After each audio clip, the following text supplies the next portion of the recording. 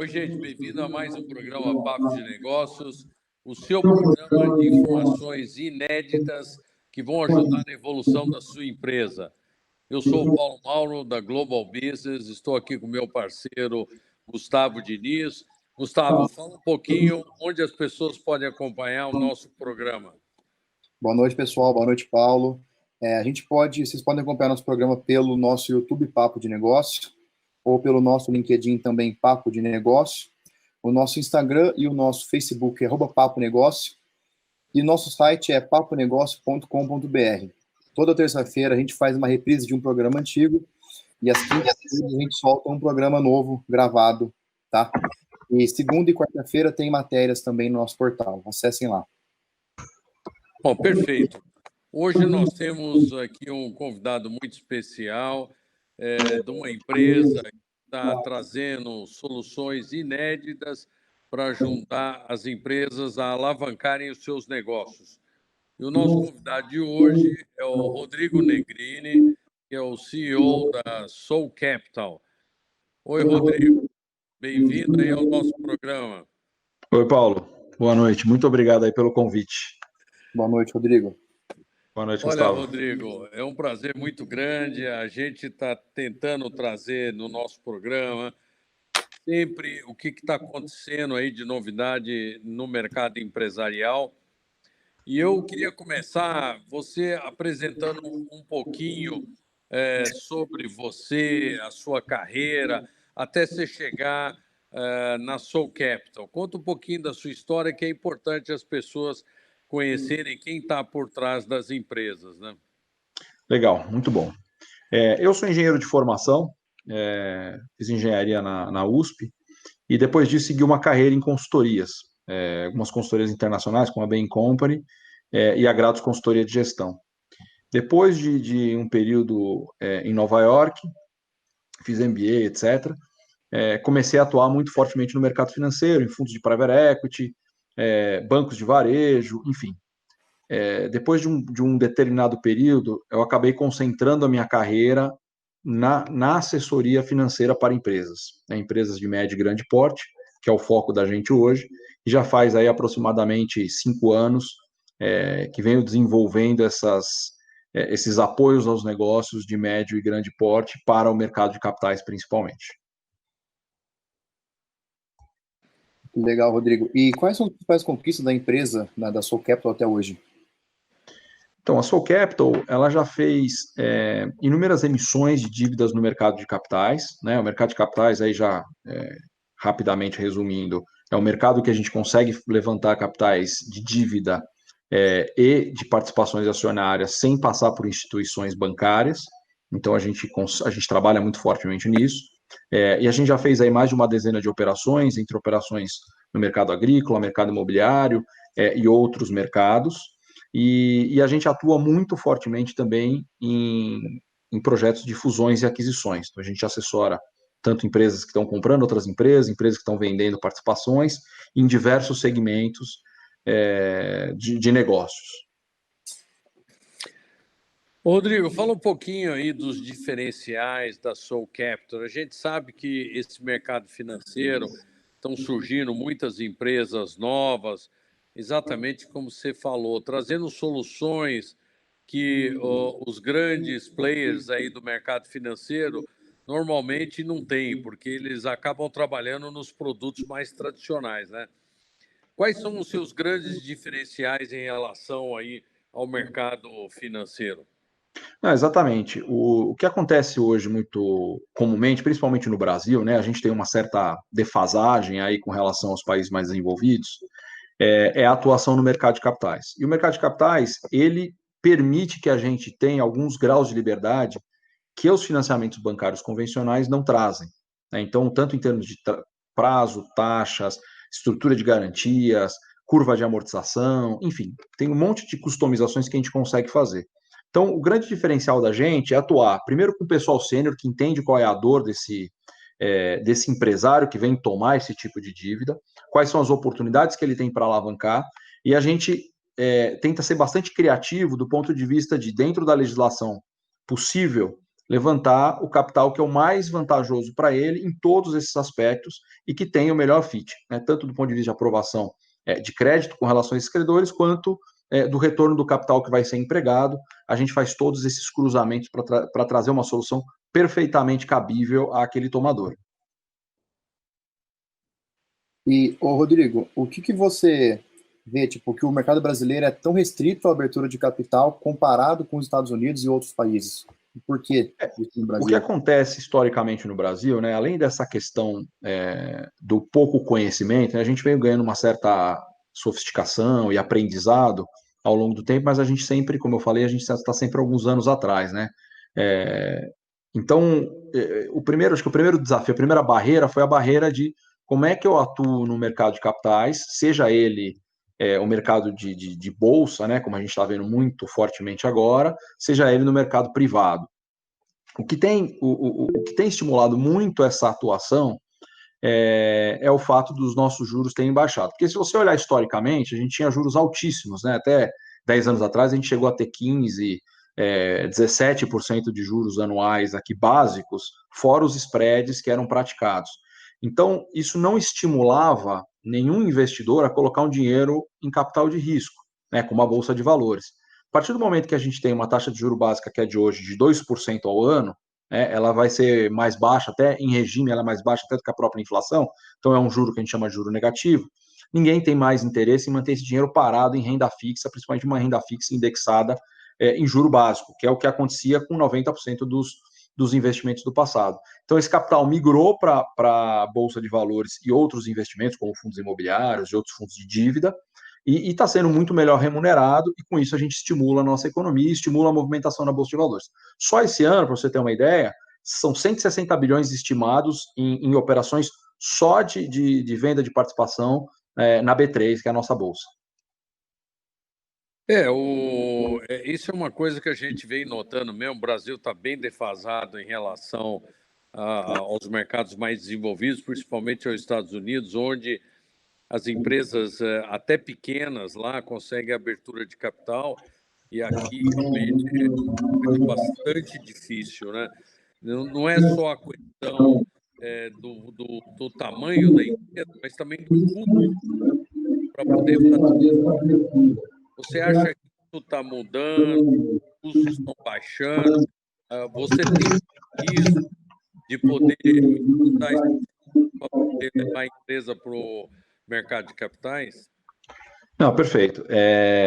Aí você colocou dois pontos importantes, né? Um é o mercado de capitais começar a se habituar a investir em empresas de diversos segmentos, porque antes você só colocava aquela empresa que você tinha um conhecimento muito amplo de mercado. Então, a Vale, a Gol, enfim, grandes empresas que vinham ao mercado, o pessoal já conhecia, e aí tinha mais conforto em fazer o investimento. A partir do momento que ele tem um incentivo por conta da taxa de juros, e uma melhor regulamentação desse mercado, né? Ou seja, a gente tem uma proteção pelo fato de que as instituições estão funcionando, você começa a ter mais conforto em fazer outros investimentos. Então, a governança dessas empresas gera uma transparência, você tem uma confiança porque as instituições estão monitorando que esse cara está falando a verdade, está passando informações claras e assertivas, e aí com isso todo mundo vai se acostumando com esse mercado. Como a gente não tinha condições, não fazia sentido nem as pessoas se acostumarem, porque, de novo, você vai para o mercado de capitais esperando um retorno aí de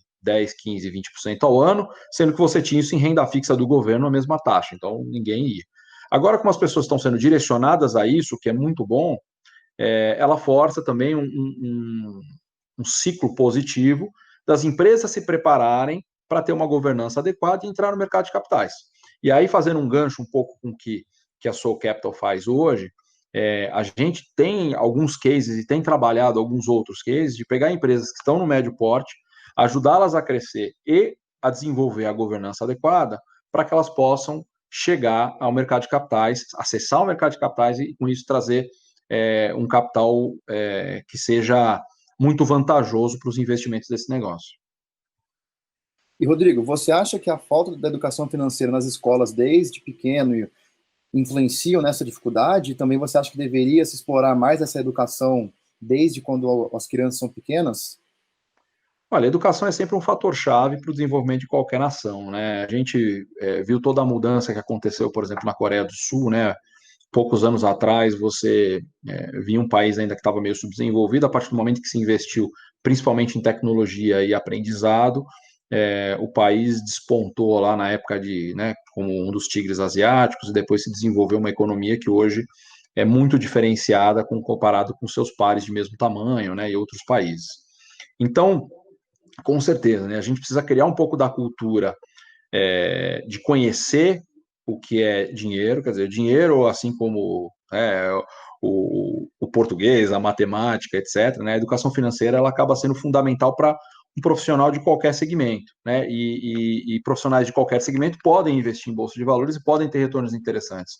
Eu lembro a última vez que eu estive em Nova York, eu vim conversando com um motorista que me levou ao aeroporto e ele todas as economias que ele fazia, ele investia. E eu comecei a perguntar um pouco sobre metodologia, etc., e ele, de fato, entendia do que ele estava falando. Ele não estava investindo simplesmente com base em achismo ou só lendo um relatório de qual é a melhor empresa para investir, direcionando. Então, ele procurava se aprofundar. Como a informação é muito disponível, que é outra cultura que a gente está tentando desenvolver aqui, fica mais fácil dele fazer essa escolha.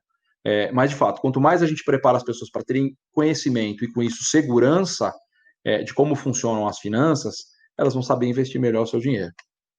Já prepara desde pequenas as crianças para quando elas já tiverem adultos ser mais fácil o investimento, terem um conhecimento, né? Eu, por exemplo, tive contato com investimento só na faculdade. Até então eu não tinha noção quase nenhuma. Então, acho que o Brasil poderia explorar melhor isso nas escolas. Não, com certeza, na escola, educação básica, educação fundamental, e mesmo nas faculdades, né? Teoricamente, você tem uma série de cursos em que as pessoas lidam muito com dinheiro e não aprendem a como fazer isso. Então... Exato, os cursos que fala de finanças é administração, contabilidade, mas o resto não toca no assunto, né? Exatamente. Acho que deveria ser uma matéria universal para todos os cursos.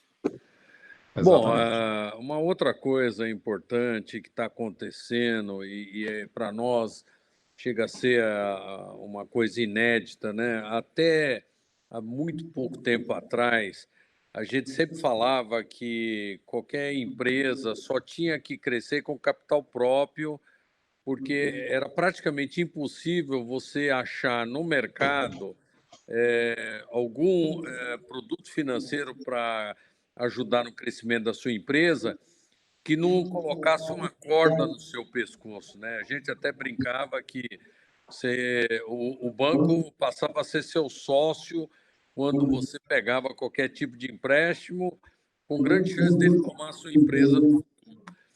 O que está acontecendo agora é que tem aparecido aí produtos financeiros, estruturação de dívida, com produtos de crédito. Vocês, inclusive, se especializaram e que pouca gente no mercado conhece, como um CRA, um CRI, um CRE. Eu gostaria que você falasse um pouquinho dessa estruturação de dívida e desses produtos, porque eu tenho certeza absoluta que a maioria dos empresários não sabe desse potencial de recursos para poder alavancar os negócios deles. Não, perfeito. Você fala dois pontos aí que são muito importantes, né? O primeiro é a forma como a gente tomava a dívida no passado, né? Quer dizer, uma dívida cara, que não remunerava o capital, então as pessoas não faziam a conta, que é a conta básica aí da educação financeira, que se o meu negócio traz o retorno que ele deveria trazer, ele traz um retorno de algumas vezes o que eu pago num juro de uma dívida saudável e bem feita. Então vale a pena você ter um pouco de alavancagem, ou seja, um pouco de endividamento, né, sem exageros, para você também não correr riscos desnecessários, e com isso você vai aumentar o retorno sobre o capital que você empregou. Isso é uma regra básica. E aí, como eu falei no começo da conversa, existem alguns produtos que, de fato, a gente consegue ser super... desenhar posições super customizadas, de forma que você dá um conforto para que esse dinheiro trabalhe, comece a ser remunerado antes de você fazer grandes desembolsos para amortizar sua dívida.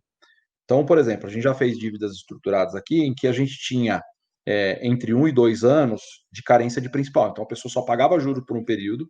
Esse período ela conseguia ali cozinhar o caldo, né, trabalhar aquele dinheiro já começando a ter retornos e começava a amortizar.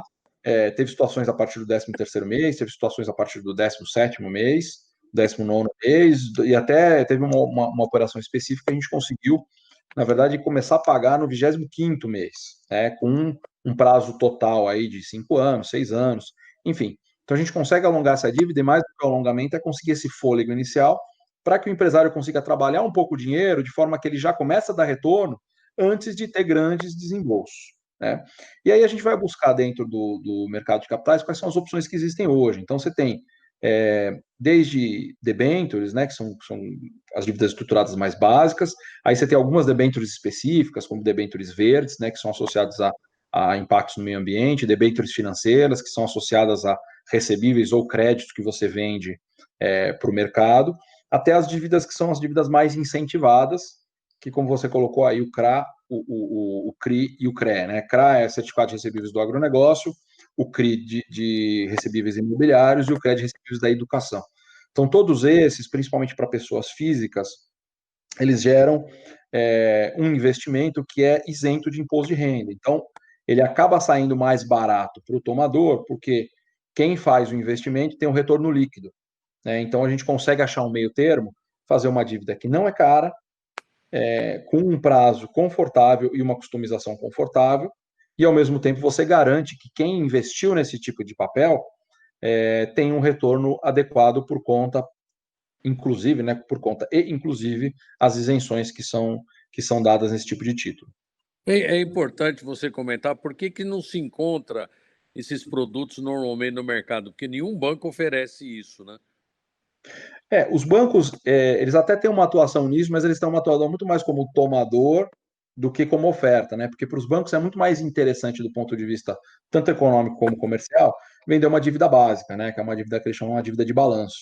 Então você faz um empréstimo, coloca um spread em cima disso, e para ele poder passar numa esteira de crédito que gere para ele eficiência e volume, ele vai ter produtos de prateleira. Então, para o banco não é interessante ficar fazendo um desenho para cada cliente. Ou você chega com a operação montada numa área do banco, compra esses títulos, ou o banco vai te oferecer ali o papai com mamãe, né? Que é 3 anos sem carência, ou com carência máxima aí de 60, 90 dias, com aquelas taxas convencionais que a gente já sabe. E aí existe um ônus, tanto da estrutura do banco, quanto do imposto de renda que o banco paga, o IOF, que vai incidir em cima da operação, né? Que a grande maioria das operações bancárias tem incidência de IOF, que acaba onerando aí em média 3% ao ano as operações. Então, o banco ele busca, dentro de uma esteira, oferecer os produtos de prateleira para rapidamente agarrar os clientes. E ele vende muito mais com base no relacionamento que ele já tem, ou o cara que já tem a folha associada lá no banco, ou um cara que já tem uma conta corrente. Então, evidentemente, ele tem uma posição de distribuição muito favorável. E aí, com isso, ele vai emplacando esses produtos de prateleira. Mas quando a gente olha da perspectiva do empresário, principalmente o cara que está caminhando do médio porte indo para um porte de grande empresa, esse cara ele teria todas as ferramentas ou todos os pré-requisitos para entrar no mercado de capitais e, com isso, fazer uma dívida muito mais interessante para o seu negócio se desenvolver. Fantástico. Fantástico. Ô, Rodrigo, o que você vê de impacto e mudança no mercado empresarial com essa crise do corona que a gente vem sofrendo?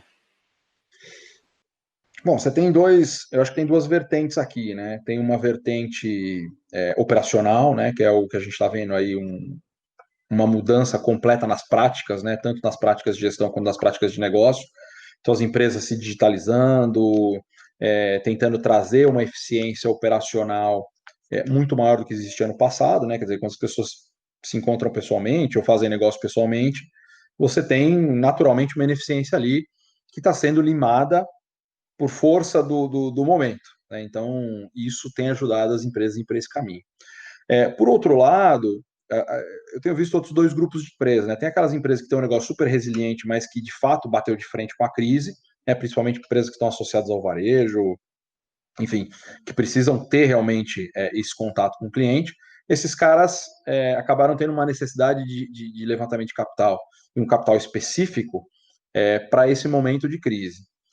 E na outra ponta tem aquelas empresas que acabaram aproveitando do momento de crise porque estavam preparadas ou que o modelo de negócio dela já era mais aderente à questão da crise, né? Então, empresas de entrega porta a porta, empresas de tecnologia, enfim. Então, para ambos os casos, houve uma distorção da curva positiva ou negativamente, de forma que elas começaram a precisar de um capital que fosse extremamente customizado. Como isso coincidiu com a baixa da taxa de juros, surgiu um campo extremamente fértil de possibilidades. Então, o investidor ele se viu com a necessidade de fazer uma realocação de capital, e mesmo indo para o mercado de ações, ninguém quer fazer uma alocação 100% em ações, né, para não ter uma volatilidade, um risco, uma exposição tão grande. E do outro lado, as empresas precisando tomar, seja para poder passar vamos dizer assim, esse vale de caixa, né, esse vale de geração de caixa dos negócios, ou porque cresceu demais, mesmo não esperava, porque muita gente não esperava. Conheci inclusive, empresário que se preparou para uma crise, na verdade, o que aconteceu foi o oposto, e aí, com isso, foram se adaptando. Então, as duas pontas aqui, né, tanto o investidor quanto o tomador, precisaram se adaptar a isso. E para o mercado de capitais, isso acabou sendo um terreno fértil em que a gente tem trabalhado bastante para encaixar as duas pontas, né, olhando necessidades e interesses e fazendo fechar um pouco essa curva. Então, de fato, o mercado ele se desenvolveu e se estimulou muito com essa quarentena. É impressionante o que a gente tem visto, essas grandes mudanças que estão acontecendo e que a pandemia veio acelerar, né?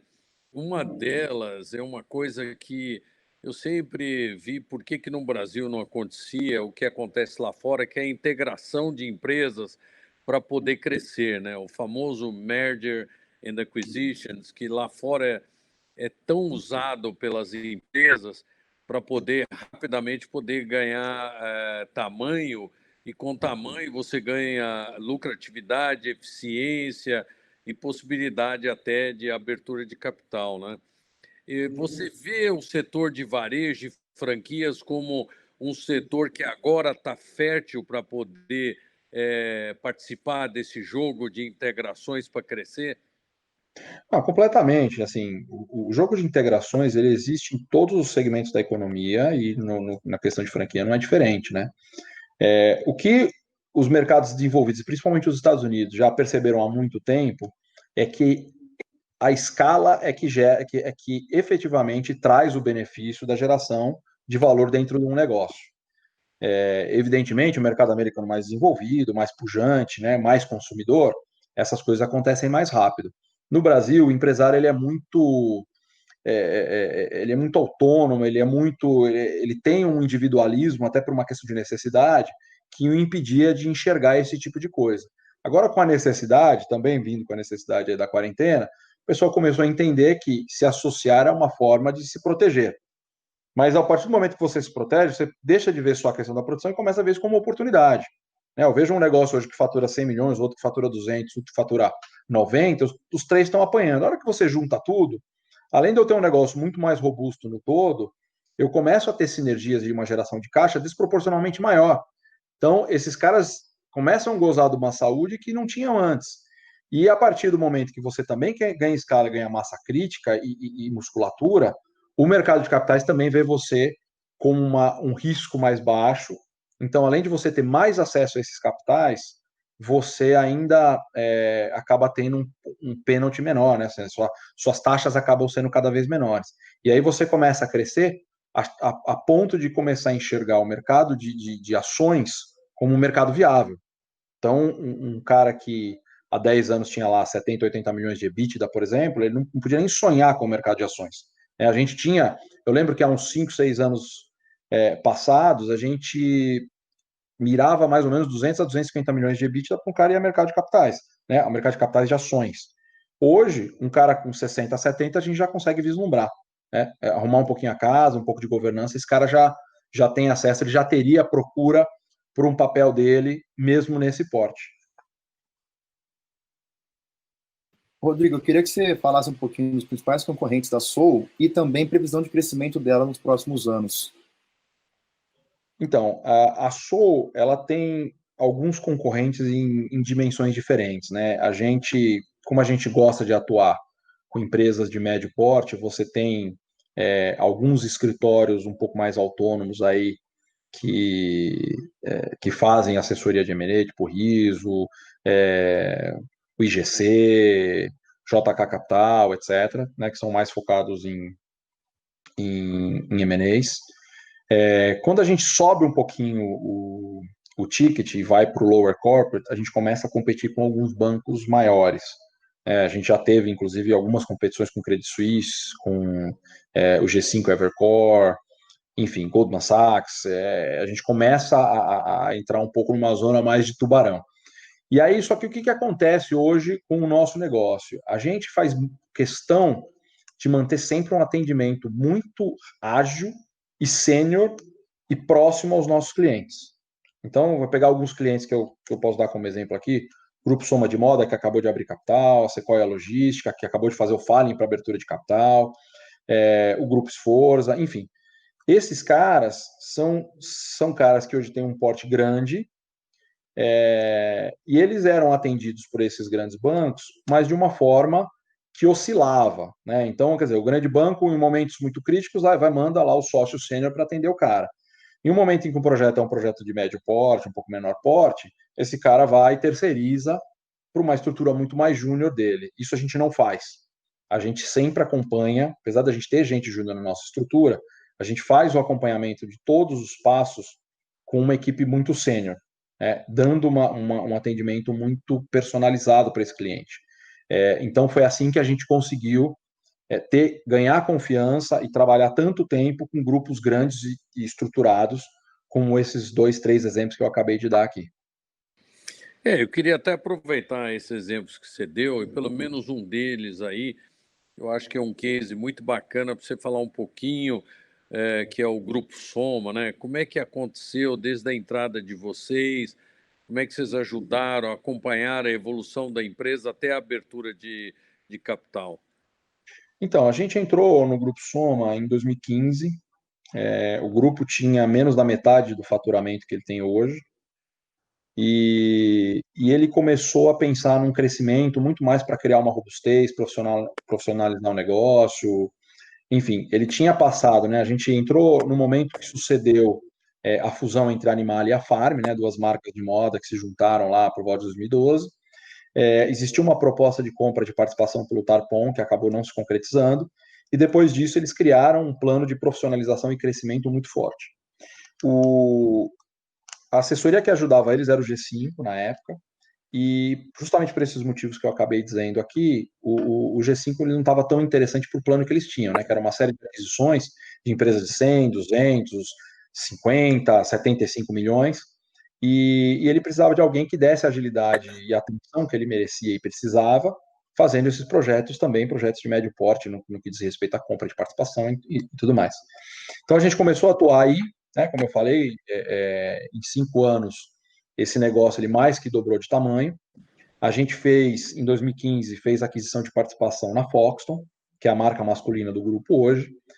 No ano seguinte, a gente fez aquisição de participação, depois a integração da Cris Barros, né, que é uma marca muito high-end aí de moda.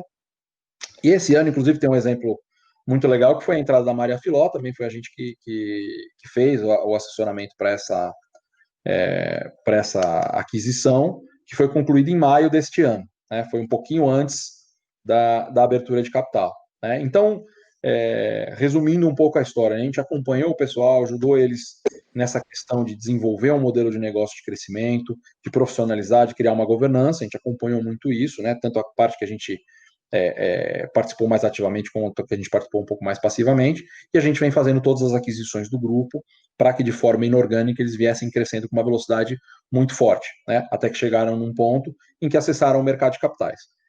No mercado de capitais, as coisas foram muito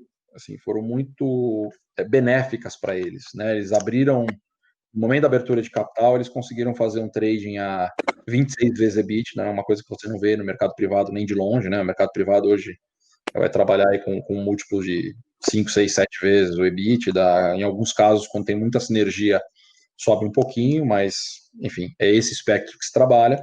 E a hora que vai para o mercado de capitais, aí você consegue aproveitar muito melhor o seu potencial de crescimento e o seu resultado de caixa para vender para os investidores que estão ali competindo por um pedaço da sua empresa. Pô, que fantástico, cara. Eu só tenho que agradecer muito aí a sua presença. Eu acho que você trouxe aí informações importantíssimas que a maioria dos empresários não tem essa noção dessa oportunidade que está aparecendo hoje para você poder crescer, ou através de fusões, aquisições, ou através de dívidas estruturadas. Quer dizer, o caminho hoje está mais fácil e vocês são uma empresa que ajudam empresas de porte médio e até pequenas, né, a poder ter essa oportunidade de poder crescer no mercado. Eu acho que foi fantástico. Eu quero agradecer muito aí a sua presença, agradecer aí a todos aí que estão participando, ao meu parceiro aí, Gustavo. E, Muito obrigado, gente, Paulo. até o nosso próximo programa Papo de Negócios e acompanhe nas nossas plataformas. Muito obrigado, Rodrigo. Obrigado a vocês dois aí pelo convite e pela participação. Muito obrigado. Valeu, um abraço, gente. Um abraço, gente.